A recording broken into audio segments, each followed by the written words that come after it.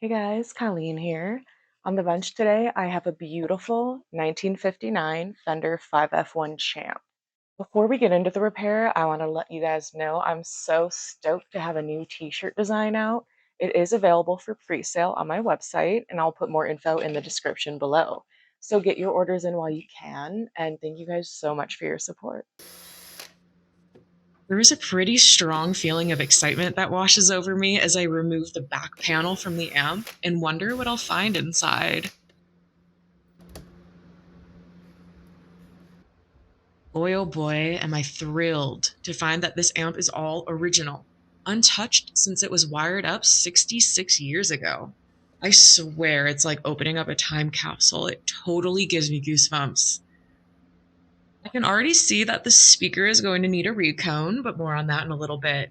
5F1 narrow panel champ was produced from 1956 to 1964. During this time, you'd see a handful of women in the Fender factory assembling guitars, winding pickups, and building the amps. In this amp, I was happy to see Lily's signed piece of tape that is still intact. It is said that Eric Clapton used a tweed champ in the studio when recording Layla and other assorted love songs. I also think that Joe Walsh and Keith Richards have enjoyed using the champ in studio sessions as well. This particular amp belonged to my client's grandfather. His family came to the US from Poland, and he worked in the coal mines of Pennsylvania. He was a self-taught musician and came to own this amp, which he used alongside of his Fender Champion lap steel guitar. In order to access the speaker, I'll remove the chassis to make it a little easier on me.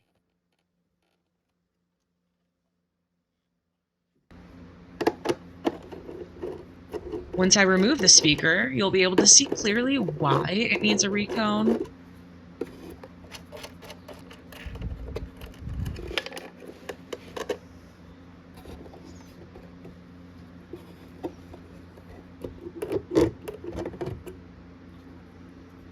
Over time, the paper cone will crack, disintegrate, or suffer some other damage that makes the speaker sound totally blown.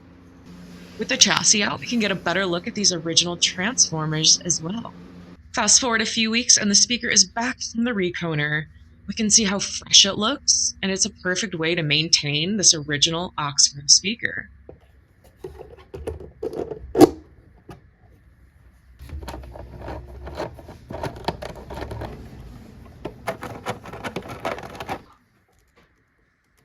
While the chassis is out, I'll also replace the 2-prong power cord with a grounded 3-prong. I'll also remove the death cap as it's totally obsolete with the grounded power cord installed.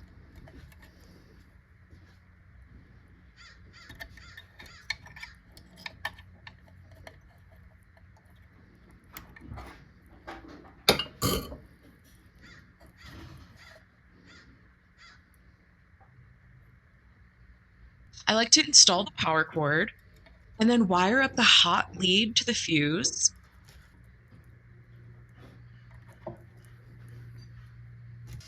The other end of the fuse will then go to the power switch, which then connects to one of the power transformer primaries. The neutral wire from the power cord will connect directly to the other primary. Then it's time to secure the ground connection, which I will solder directly to the chassis.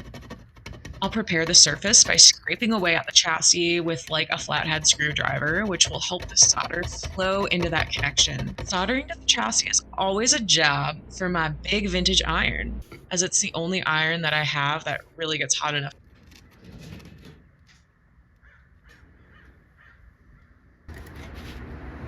Next, I need to replace these filter caps.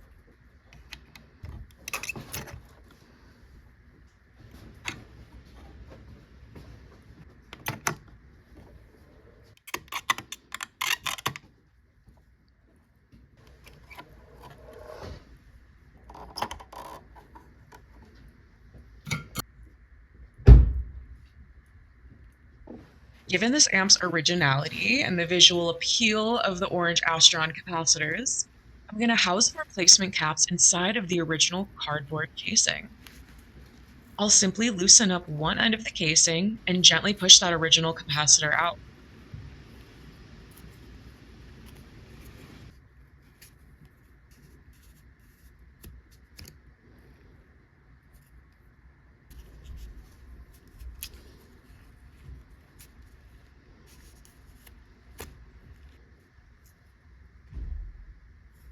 The replacement capacitors are smaller than the originals, so I'll typically wrap some adhesive foam around the new cap so that it'll be secure inside of that cardboard.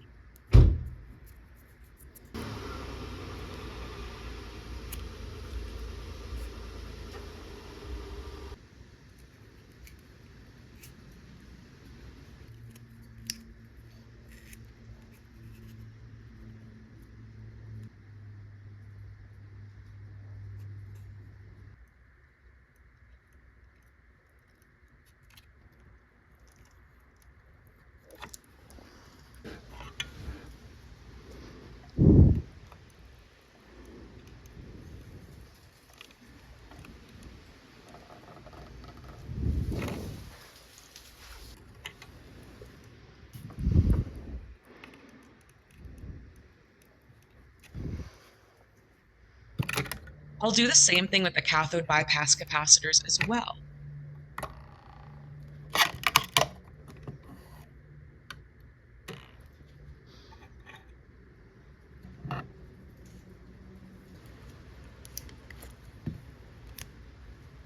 You can see that these are also leaky.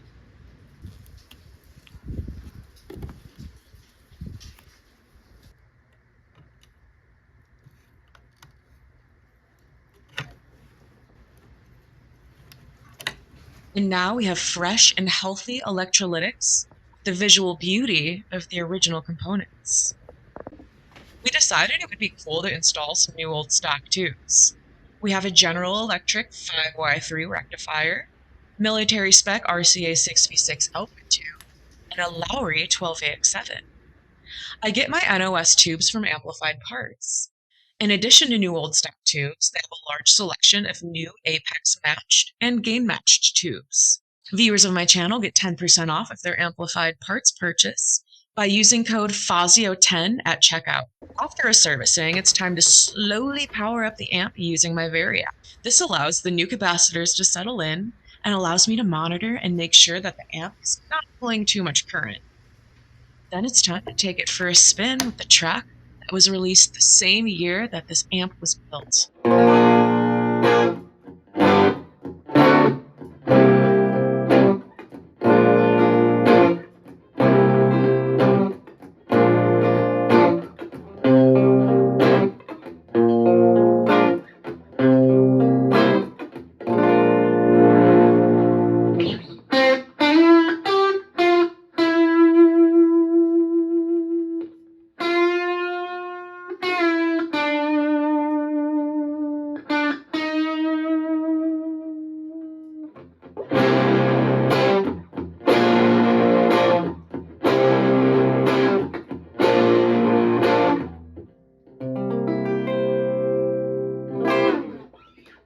Thank you guys for tuning in. I'll see you next time.